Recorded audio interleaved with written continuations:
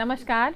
राज्य शिक्षा शोध एवं प्रशिक्षण परिषद बिहार पटना में आप सभी का पुनः स्वागत है। कैसे हैं बच्चों? उम्मीद है आप सब बहुत अच्छे हैं। बच्चों, आज हम लोग वर्ग 2 में चल रहे हैं और पाठ 12 में एक कहानी देखेंगे। लेकिन उस कहानी से पहले हम लोग दोनों मिलकर कुछ बातें करेंगे। किस बारे में? मैं जानना ये चाहती हूँ कि क्या आप सब्जी खाना पसंद करते हैं, फल खाना पसंद करते हैं? खाने में क्या क्या चीज़ें आपको पसंद हैं? अच्छा, ये बताइए बच्चों कि अगर आप सब्जी खाते हैं तो आपको तो मालूम ही होगा कि कौन सी सब्जी ज़मीन के नीचे होती है और कौन सी सब्जियाँ ज़मीन के ऊपर होती हैं। कुछ सब्जियों के नाम बताइए। हाँ, बताइए। मुझे मालूम है आप कौन सी सब्जियों का नाम लेंगे। और आपको पता है कि ज़मीन के ऊपर और ज़मीन के नीचे कौन कौन सी सब्जी होती है। क्या आपने आलू खाया है? ये भी मैं क्या पूछ रही हूँ, आपको तो सिर्फ आलू ही पसंद है ना? क्योंकि आलू तो अन्य सभी सब्जियों के साथ बनाया जाता है, चाहे वो ज़मीन के ऊपर उगने वाली हो या ज़मीन के नीचे उगने वाली हो। तो ज़मीन के नीचे जो सब्जियां उगती हैं, गाजर, मूली, शलगम, आलू, यही सब है ना? हाँ। और ज़मीन के ऊपर उगने वाली सब्जियां भिंडी, करेला, परवल, ये सब ज़मीन के ऊपर होती हैं। बच्चों, अब हम लोग आपके पाठ 12 में आज जो कहानी है उस कहानी का नाम बताएंगे। क्या नाम है बच्चों उस कहानी का? आप तो समझ ही गए हैं और आप देख भी रहे हैं कि यहाँ एक किसान है, भालू है और आलू भी है। हाँ बच्चों, पाठ 12 में हम लोग आज देखेंगे किसान, भालू और आलू की कहानी। चलिए हम लोग देखते हैं किसान, भालू और आलू की कहानी, क्योंकि आलू तो आपको बहुत पसंद है ना? चलिए आज हम लोग इसकी कहानी देखते हैं।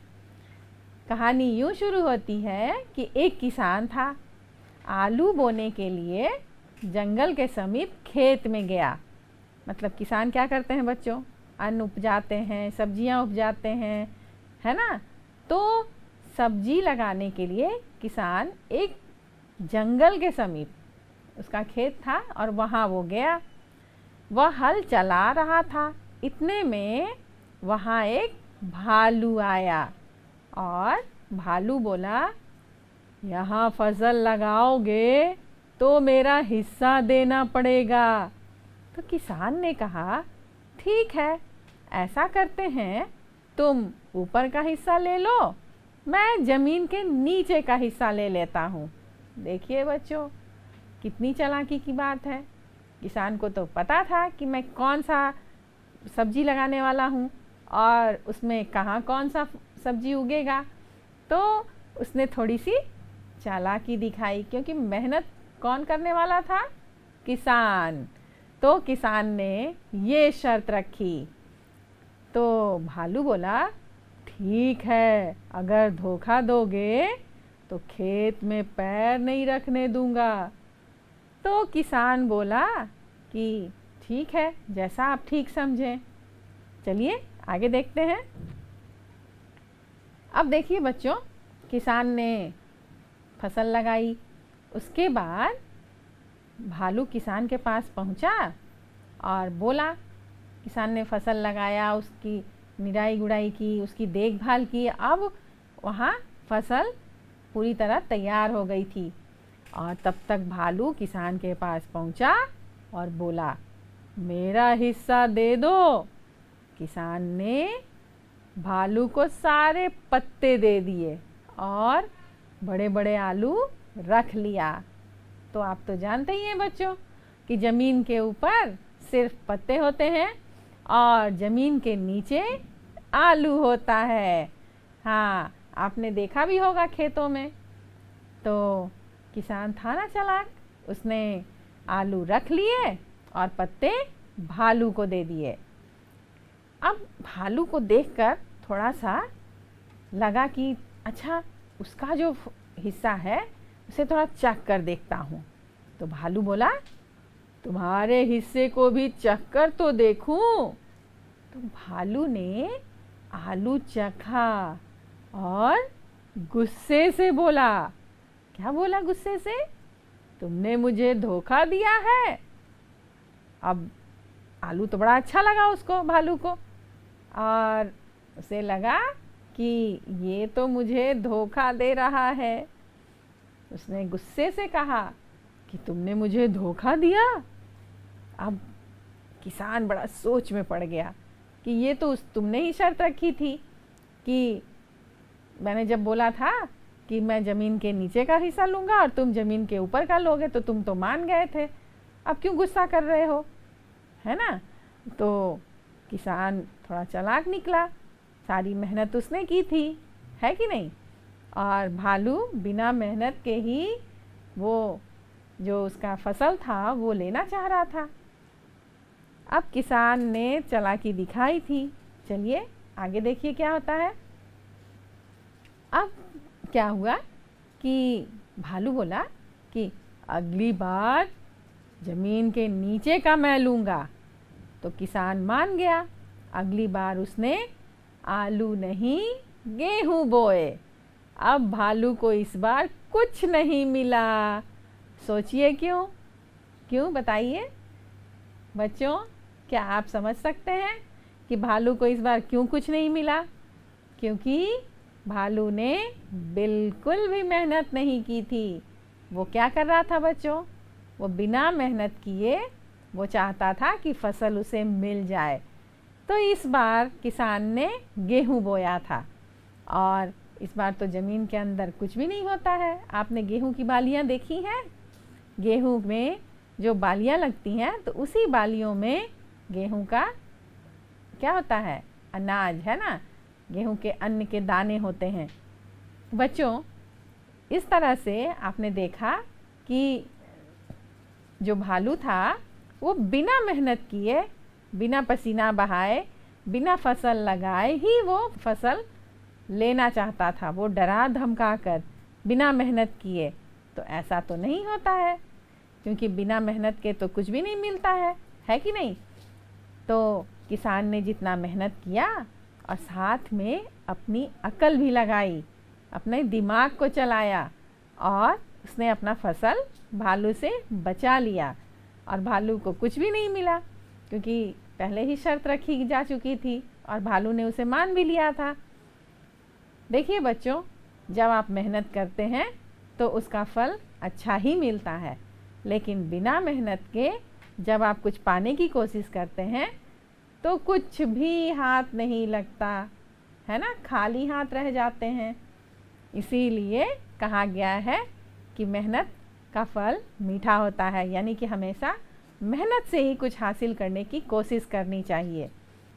बच्चों, अब इस पाठ में हमें कुछ अभ्यास कार्य करने हैं, और अभ्यास कार्य के द्वारा हम लोग कुछ शब्दों को सीखेंगे, कुछ शब्द पहचानने की कोशिश करेंगे और नए नए शब्द भी बनाएंगे। चलिए उन शब्दों को देखते हैं और प्रश्नों को भी देखते हैं, क्योंकि ये जो कहानी है इससे कुछ कुछ प्रश्न भी आ रहे हैं। चलिए हम लोग इस पाठ में अभ्यास को करते हैं। बच्चों बताइए, किसान क्या क्या करते हैं और जो वो काम करते हैं उन पर घेरा लगाइए। जैसे खेती करना, चिट्ठी बांटना, हल चलाना, क्यारी बनाना, कपड़ा सिलना, बीज बोना, खाद डालना, पानी पटाना और नक्शा बनाना। अब आप देखिए बच्चों कि क्या किसान चिट्ठी बांटते हैं? नहीं, लेकिन खेती करते हैं। तो पहले खेती करने पे आप गोल घेरा लगाइए। फिर हल चलाते हैं, हाँ, तो हल चलाने पे आप गोल घेरा लगाइए। क्यारी बनाना, क्यारी बनाना, हाँ, क्यारी बनाकर ही वो बीज डालते हैं। कपड़ा सिलना, क्यारी बनाने पर भी आप घेरा लगा लीजिए बच्चों। उसके बाद कपड़ा सिलना, तो कपड़ा तो कौन सिलता है बच्चों? दर्जी। किसान कपड़ा नहीं सिलता है। बीज बोना, हाँ बिल्कुल, किसान बीज बोते हैं। खाद डालना, बिल्कुल, खाद भी डालते हैं और पानी पटाना। किसान अपने बीजों में खाद डालते हैं, पानी भी पटाते हैं। अंत में है बच्चों नक्शा बनाना। तो क्या किसान कभी नक्शा बनाते हैं?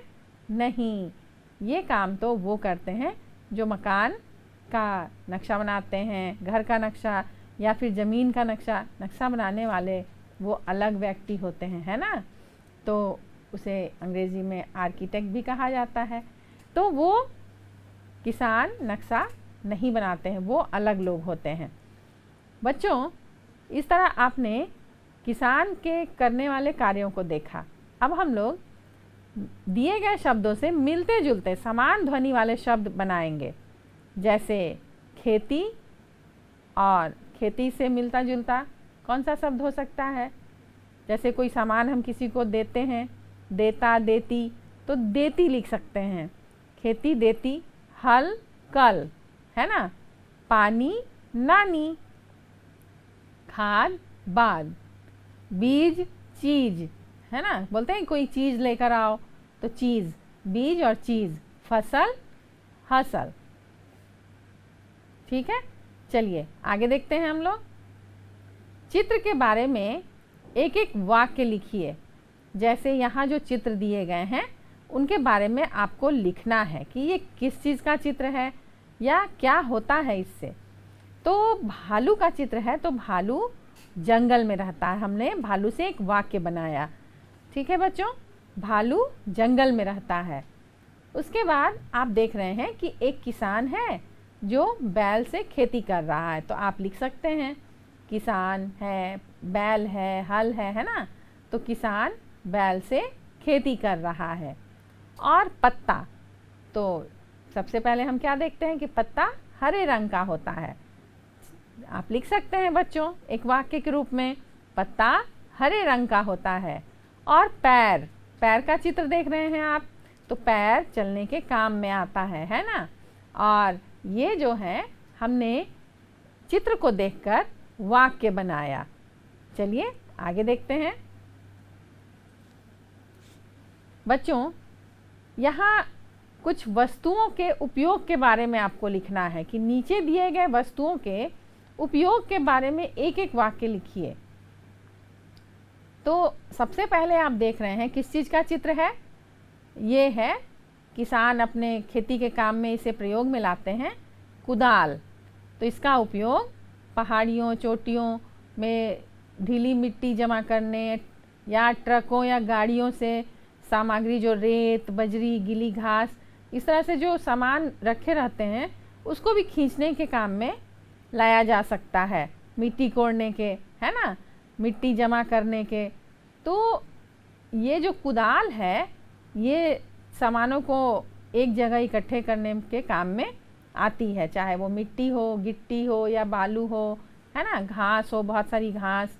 इस तरह से आप देखते हैं कि कुछ जो मज़दूर होते हैं वो ट्रकों में भी जो बहुत सारे बालू, मिट्टी लाद कर लाया जाता है उसको भी वो नीचे निकालने के काम में लाते हैं, या नीचे गिराने के, एक जगह इकट्ठा करने के। तो इसका उपयोग इन्हीं कामों में किया जाता है। उसके बाद है बच्चों खुरपी। तो खुरपी का उपयोग आपने देखा है मिट्टी कोड़ने में, या जो पेड़ पौधे लगाए जाते हैं उनके क्यारी बनाने में, है ना। तो मिट्टी तोड़ने, छोटे छेद खोदने या विशेष रूप से रोपण और निराई करने में। यानी कि रोपण का मतलब होता है बच्चों पौधे लगाने, रोपने, है ना। और निराई का अर्थ होता है कि पौधे के चारों तरफ जो घास फूस उग आते हैं उसको हटाने यानी निकालने के काम में आता है। उर्वरक या अन्य योजक मिलाने और पौधों को गमले में स्थानांतरित करने के लिए भी किया जाता है। यानी कि एक गमले से दूसरे गमले में जब हम पौधे लगाते हैं तो धीरे धीरे मिट्टी को कोड़कर और मिट्टी ढीली करते हैं, तब हम पौधे को निकाल कर दूसरे गमले में या दूसरे जगह लगा देते हैं। कभी कभी हम लोग खाद डालते हैं पौधों में, तो उसको भी मिट्टी में मिलाने के काम में भी ये खुरपी से काम में लाते हैं। हंसिया, ये बहुत ही उपयोगी औजार है बच्चों, क्योंकि हंसिया जो है ये कटाई के लिए उपयोग किया जाता है। यानी कि फसल जब तैयार हो जाती है तो हंसिये से ही उसकी कटाई होती है। तो हंसिया के कटाई का एक हाथ का उपकरण, हाथ में पकड़कर इससे काटा जाता है। जैसे इसका उपयोग सब्जियों, अनाजों की फसलों की कटाई और घास और अन्य वनस्पति पदार्थों को काटने के लिए किया जाता है। कहीं कहीं बहुत ज़्यादा घास उगाती है तो हंसिया से काट कर उसे हटाते हैं बच्चों। और हंसिया जो है वो फसलों को काटने का एक महत्वपूर्ण औजार है ना। चलिए अब हम लोग देख रहे हैं हल। तो हल के बिना क्या खेती संभव है? नहीं, क्योंकि हल से ही पूरे खेत को क्या किया जाता है बच्चों? कोड़ा जाता है। तो हल जो है कृषि उपकरण में से एक है और इसका उपयोग प्रारंभिक मिट्टी की खेती के लिए बीज बोने या रोपने की तैयारी में जब मिट्टी को ढीला करते हैं या मोड़ने के लिए किया जाता है ना। तो मिट्टी तैयार किया जाता है हल से, खेतों को तैयार किया जाता है। बीज बोने के लिए तैयार करते हैं हम लोग जब खेत, तो उसमें हल का ही प्रयोग होता है। और ट्रैक्टर तो आप जानते ही हैं, ट्रैक्टर आमतौर पर खेती से ही जुड़े होते हैं, क्योंकि किसान इससे जुताई करते हैं, बुआई मतलब ढुलाई भी करते हैं, मतलब सामान को इसमें भर कर भी लिए जाते हैं। और इसके साथ और दूसरे उपकरण जोड़कर भी और काम में लाया जाता है। जैसे आपने देखा होगा कि ट्रैक्टर में जब फसल कट जाती है तो वहीं पे अनाज निकालने का जो मशीन होता है उसको लगा दिया जाता है और ट्रैक्टर उसको खींच के ले जाता है खेतों में, और वहीं खेतों में ही फसल कटती जाती है और अनाज उससे निकलते जाते हैं। तो इस तरह से ट्रैक्टर को अन्य बड़े मशीनों को खींचने में भी उपयोग किया जाता है। तो ये तो थे बच्चों खेती से जुड़े उपकरण। तो इन्हीं के सहयोग से, इनके मदद से खेती करना आसान हो जाता है। चलिए हम लोग आगे देखते हैं। बच्चों आलू के बारे में लिख कर बताइए। तो आलू कहाँ और कैसे उपजता है, ये तो अभी आपने देखा कि आलू ज़मीन के अंदर उपजता है, क्योंकि भालू को क्या मिला था? पत्ता। आलू तो मिला नहीं क्योंकि वो ज़मीन के अंदर था। हाँ, आलू से क्या क्या बनता है? तो सबसे पहले तो आप बताएंगे कि आलू से सब्जी बनती है और आप चिप्स भी खाना बहुत पसंद करते हैं। तो चिप्स के साथ साथ और भी बहुत सारी चीज़ें बनती हैं आलू से, है ना। सब्जी बनता है और घर में जो हम लोग दाल चावल चोखा खाते हैं वो भी बनता है। कहीं कहीं आलू से हलवा भी बनता है। बहुत सारी चीज़ें बनाई जाती हैं। बच्चों आपको आलू खाने में कैसा लगता है? हाँ, मुझे पता है कि आपको आलू खाने में बहुत ही अच्छा लगता है और सबसे ज़्यादा आलू ही पसंद है आपको। आलू का आकार कैसा होता है, ये भी कोई पूछने की बात है? अरे आलू का आकार तो गोल भी होता है, अंडाकार भी होता है, थोड़ा लंबा भी होता है, यानी कि कोई उसकी निश्चित आकृति नहीं होती है। वो छोटा, बड़ा, गोल, लंबा, अंडाकार कैसा भी हो सकता है, टेढ़ा मेढ़ा भी होता है। मैंने देखा है एक आलू से दूसरे आलू जुड़े भी रहते हैं कभी कभी। हाँ, आलू का रंग कैसा होता है बच्चों? तो आपने देखा होगा कि कभी कभी आलू थोड़े से पीले रंग का भी होता है, लेकिन ज़्यादातर आलू का रंग भूरा होता है ना, क्योंकि वो मिट्टी के अंदर होता है। तो उसी तरह का उसका रंग भी हो जाता है। चलिए बच्चों हम लोग आगे चलते हैं, देखते हैं कि और क्या करना है हमें। अब यहाँ कुछ प्रश्न दिए गए हैं आपके अभ्यास पुस्तिका में। चलिए उन प्रश्नों को भी आप बताइए कि भालू कहाँ रहता है। प्रश्नों के उत्तर आपको लिखने हैं। भालू जंगल में रहता है, आप देखिए और लिखते जाइए। भालू क्या क्या खाता है बच्चों? तो भालू तो सर्वाहारी होता है, वो फल भी खाता है, मांस, मछली, शहद सब कुछ खाता है ना। तो फल शहद भी खाता है भालू, आपने देखा है, क्योंकि उसे तो बिल्कुल मधुमक्खियाँ नहीं काटती। उसके शरीर पे बहुत बड़े बड़े बाल होते हैं और वो आराम से मधुमक्खियों के छत्ते में हाथ डालकर शहद निकाल लेता है। उसे शहद बड़ा पसंद है। बच्चों भालू देखने में आपको कैसा लगता है? मुझे तो भालू बड़ा डरावना लगता है, क्योंकि वो काफ़ी बड़ा होता है ना। हाँ, भालू देखने में बड़ा और डरावना भी लगता है। भालू के कितने पैर होते हैं बच्चों?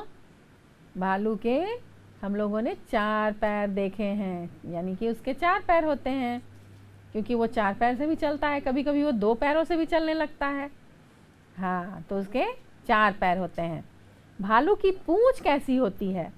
तो भालू की जो छोटी सी पूंछ होती है सुंदर होती है ना, छोटी सी सुंदर सी पूंछ होती है। बच्चों चलिए आगे देखते हैं। बच्चों, भालू जंगल में रहता है और भालू एक जंगली जानवर है। तो ऐसे ही और 6 जंगली जानवरों के नाम लिखिए। आप जानते हैं कि कौन कौन से जानवर जंगल में रहते हैं? आपने कभी कभी उनका नाम भी लिखा है। आपकी शिक्षिका कहती है 10 जंगली जानवरों के नाम लिखिए, 10 पालतू जानवर के नाम लिखिए। तो आपने तो लिखने का अभ्यास ज़रूर किया होगा। चलिए हम लोग यहाँ भी लिखते हैं शेर, क्योंकि ये जंगल का राजा होता है ना। शेर, भेड़िया, सियार, लोमड़ी, हिरन और गैंडा। तो कभी कभी क्या होता है बच्चों कि भेड़िया और सियार एक ही जैसा लगता है देखने में, लेकिन वो दोनों अलग अलग होते हैं। तो एक होता है भेड़िया, एक होता है सियार। लोमड़ी तो आप जानते ही हैं। हाँ, हिरन और गैंडा। हाथी भी आप लिख सकते हैं, बंदर भी लिख सकते हैं। आपको जो आसान लगे वो आप लिखिए कि कौन कौन से जानवर जंगल में रहते हैं। अब गाय को हम लोग पालते हैं, गाय एक पालतू जानवर है। तो ऐसे ही और 6 पालतू जानवरों के नाम आपको लिखने हैं। देखिए यहाँ 6 खाने बने हुए हैं। तो सबसे पहले तो गाय, उसके बाद भैंस, बैल, इसको भी हम लोग पालते हैं, खेती के काम में लाते हैं। ऊंट, गधा और बकरी। गाय, भैंस, बैल, जो हम लोग खेती के काम में लाते हैं बैल को, ऊंट, गधा और बकरी। बच्चों, और कौन कौन से जानवर हैं जिसको आप पालते हैं बताइए। आप उन जानवरों के भी नाम लिख सकते हैं। चलिए आगे देखते हैं। बच्चों, किसान क्या क्या उपजाते हैं? क्या आपको पता है कि कौन कौन से फसल उपजाते हैं वो? अगर आपको पता है तो चलिए घेरा लगाइए। चलिए मैं भी आपकी मदद करती हूँ। क्या किसान टॉफ़ी उपजाते हैं? क्या आपने कभी टॉफ़ी को खेतों में पेड़ पे उगते देखा है? नहीं, ये टॉफ़ी तो पेड़ पे और खेतों में नहीं उपजाया जाता है, लेकिन गेहूँ उपजाया जाता है ना खेतों में। ये किसान उपजाते हैं। अंगूर, तो अंगूर खेतों में तो नहीं लेकिन बागों में ज़रूर उपजाया जाता है। लेकिन हम लोग यहाँ किसकी बात कर रहे हैं? खेतों में जो किसान उपजाते हैं। बिस्किट नहीं, बिस्कुट तो खेतों में नहीं उपजते हैं। धान, धान खेतों में उपजाया जाता है। और है जलेबी, नहीं, ये तो हलवाई की दुकान पे मिलता है, ये खेतों में बिल्कुल नहीं उपजाया जाता है ना। और उसके बाद है मूंगफली, मूंगफली भी उपजाते हैं, वो ज़मीन के अंदर होता है ना। आइसक्रीम, ये खेतों में नहीं उपजता है। अरहर, हाँ बच्चों, ये एक प्रकार की दाल है और ये किसान उपजाते हैं। आलू, आलू भी उपजाते हैं। पाव रोटी नहीं, ये नहीं उपजाया जाता है। और एक होता है मिश्रीकंद, ये भी ज़मीन के अंदर ही उपजता है, लेकिन ये हमेशा और बड़ी मात्रा में नहीं उपजाया जाता। ये मौसम के अनुसार ही इसके फसल लगाए जाते हैं।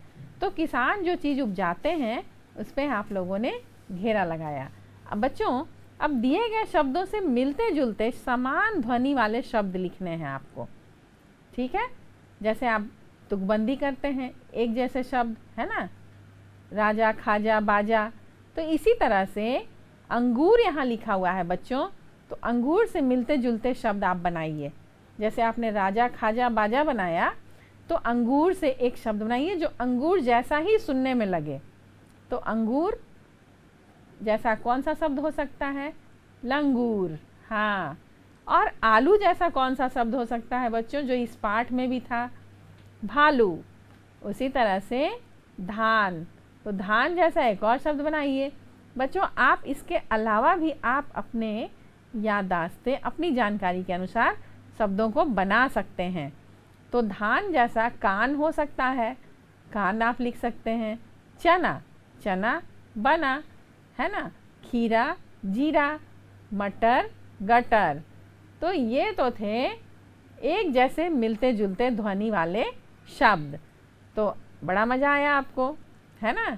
ऐसे करके आप और भी शब्दों को बना सकते हैं और समान लय वाले शब्दों से आप खेल भी सकते हैं। बच्चों चलिए हम लोग आगे देखते हैं। बच्चों आलू एक सब्जी है, तो ऐसे ही और सब्जियों के नाम भी आप लिखिए। क्या आपको याद है कि सब्जियों में और कौन कौन सी सब्जियां होती हैं? जैसे टमाटर, प्याज, फूल गोभी, लौकी, कद्दू, पालक, है ना। और भी बहुत सारी सब्जियों के नाम आपको ज़रूर याद होंगे। आपको अगर और भी सब्जियों के नाम याद है तो आप अपने पुस्तिका में उसे लिखिए और लिख कर देखिए कि आपको और कौन कौन सी सब्जियों के नाम याद हैं। आम एक फल है, तो ऐसे ही और 6 फलों के नाम आपको लिखने हैं। यहाँ जो जगह दिए गए हैं आपके पुस्तिका में, तो उसमें आप लिखिए। तो आम के साथ अनार भी हो सकता है, अनानास भी हो सकता है, पपीता, आम, सेब, केला, नारियल। और कौन कौन से फल होते हैं बच्चों, बताइए। हाँ, खीरा, ककड़ी, है ना, अंगूर, बहुत सारे फल हैं। आप उनमें से जो भी आपको याद है आप उसमें से लिखिए। चलिए आगे देखते हैं। बच्चों फिर से कुछ प्रश्न हैं, जैसे किसान का खेत कहाँ था? किसान का खेत जंगल के समीप था। और किसान ने खेत में पहली बार क्या बोया? कुछ याद आया? बच्चों आप कहानी के तरफ वापस आप ध्यान दीजिए तो आपको तुरंत याद आ जाएगा कि किसान ने पहली बार आलू बोया था। और किसान के पास कौन सा जानवर आया था? भालू, बड़ा भारी भरकम, है ना, बड़ा सा भालू आया था। भालू ने किसान से फसल लगाने के बदले में क्या मांगा था? तो भालू ने तो किसान से आधा हिस्सा मांगा था और उसने कहा था कि जो कुछ भी उपजेगा उसका आधा तुम्हें मुझे देना होगा। तो पहली बार भालू को फसल का कौन सा हिस्सा मिलना था? बताइए। ज़मीन के ऊपर का हिस्सा, यानी कि भालू को ज़मीन का ऊपरी हिस्सा मिलना था और किसान ने शर्त रखी थी कि ज़मीन के नीचे वाला हिस्सा मैं लूँगा। तो आपको बिल्कुल याद है। चलिए आगे देखते हैं। प्रश्नों के उत्तर आपको लिखने हैं बच्चों। जैसे फसल आने पर भालू को हिस्से में क्या मिला? तो पत्ते मिल गए थे, है ना। और फसल आने पर किसान को हिस्से में क्या मिला था? उसे तो आलू मिले थे। भालू को गुस्सा क्यों आया? उसको लगा किसान ने उसके साथ धोखा किया है, इसीलिए भालू को गुस्सा आ गया। चलिए अगली बार भालू ने किसान से फसल का कौन सा हिस्सा मांगा? तो भालू तो समझ गया था कि मुझे ज़मीन का नीचे का हिस्सा नहीं मिला, तो हो सकता है इस बार मुझे ज़मीन का हिस्सा मिल जाए तो मुझे फ़ायदा हो जाए। तो उसने ज़मीन के नीचे का हिस्सा मांगा था। अगली बार किसान ने आलू के बदले गेहूं क्यों बोया? बताइए क्यों बोया? ताकि भालू को फिर से कुछ ना मिले और किसान को फ़ायदा हो जाए। मतलब उसको अपनी मेहनत का फल सिर्फ उसी को मिले, उसे बांटना ना पड़े। बच्चों है ना ये कहानी मज़ेदार? और इस कहानी से आपने क्या सीखा? कि बिना मेहनत के जब हम उम्मीद करते हैं कि मुझे फल मिले तो वो नहीं मिलता है और वो अच्छा नहीं होता है। इसलिए कोशिश ये करनी चाहिए कि हम हमेशा मेहनत करें और उसी मेहनत के फल का इंतज़ार करें, क्योंकि बिना मेहनत कुछ भी उम्मीद करना बेकार है। बच्चों आज की कक्षा में इतना ही। आज आपने बहुत सारे कार्य किए, अभ्यास में बहुत सारे प्रश्नों के उत्तर दिए और बहुत सारी गतिविधियाँ की। चलिए अब इस कहानी को यहीं ख़त्म करते हैं। हम लोग फिर मिलेंगे एक नए विषय के साथ और ढेर सारी जानकारियों के साथ, बहुत सारी गतिविधियों के साथ। तब तक के लिए नमस्कार।